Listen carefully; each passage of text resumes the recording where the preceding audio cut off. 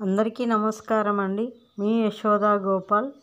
ఈ లోకంలో అత్యంత పదునైనది ఏది అని ప్రశ్నిస్తే మానవుడి మాట అనే సమాధానం వస్తుంది.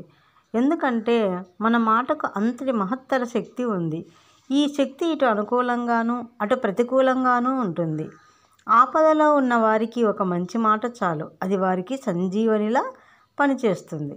నిందతో కూడిన మాట పౌరుషంగా ఉంటుంది, అది ఎదుటివారిని మెత్తగా గాయపరుస్తుంది. వెరసి మాట అగ్గిపుల్ల లాంటిది, దానితో దీపం వెలిగించుకోవచ్చు, దేన్నైనా తగలబెట్టవచ్చు.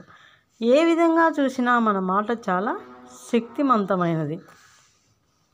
ఏది ఒకరికి మేలు చేస్తుందో అది మంచి మాట, ఏది ఒకరికి కీడు చేస్తుందో అది చెడ్డ మాట. మంచి మాటలో సారాన్ని గ్రహించి మేలు పొందిన పురాణ పురుషులు ఎందరో ఉన్నారు. పెద్దలు చెప్పిన మంచి మాట విని ఉన్నత స్థాయికి ఎదిగిన మానవమూర్తులు ఉన్నారు. చెడ్డ మాటలు విని అష్ట కష్టాలు పడ్డ దేవతలు ఉన్నారు, మానవులు ఉన్నారు. కనుక మాటను వదలడంతో పాటు మాటను స్వీకరించడంలోనూ జాగ్రత్త వహించి వాడిన మాట విసిరిన రాయి తిరిగి రావు అంటారు పెద్దలు.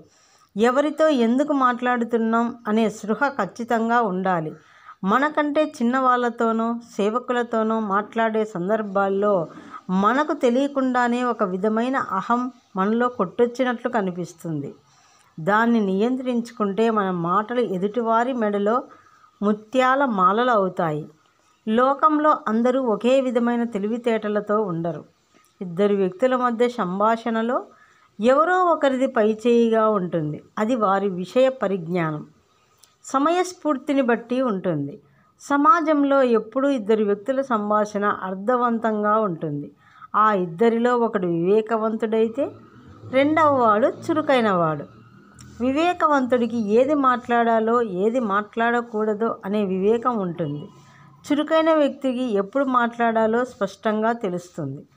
మన దగ్గర చాలా పాండిత్యం ఉండవచ్చు, కానీ ఏది అవసరమో అదే మాట్లాడడం వల్ల ఆ మాటలకు విలువ దక్కుతుంది. మాటలు ఎంత జాగ్రత్తగా ఉపయోగించాలో చాలా ఏళ్ల క్రితం గౌతమ బుద్ధుడు చెప్పాడు. వ్యర్థమైన మాటల కంటే మౌనం చాలా గొప్పదన్నాడు బుద్ధుడు. భిక్షాటన సమయంలో కొందరు గృహస్థులు బుద్ధుని దూషించేవారు. అటువంటి సందర్భాల్లో చిరునవ్వే సమాధానంగా ఇచ్చేవాడు బుద్ధుడు.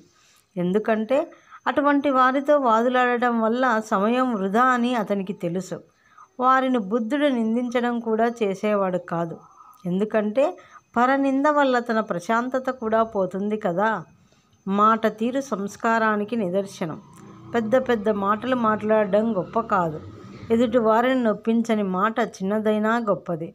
అర్థవంతమైన మాటకు ఎప్పుడూ విలువ ఉంటుంది. సముచితమైన మాట సందర్భాన్ని సార్థకం చేస్తుంది. థ్యాంక్ యూ అండి. మీకు ఈ మంచి మాట, ఈ చురుకైన మాటలు నచ్చి ఉంటే మరి ఒక్క మంచి వీడియోతో కలుద్దాం. Like, share and comment and subscribe. Thank you.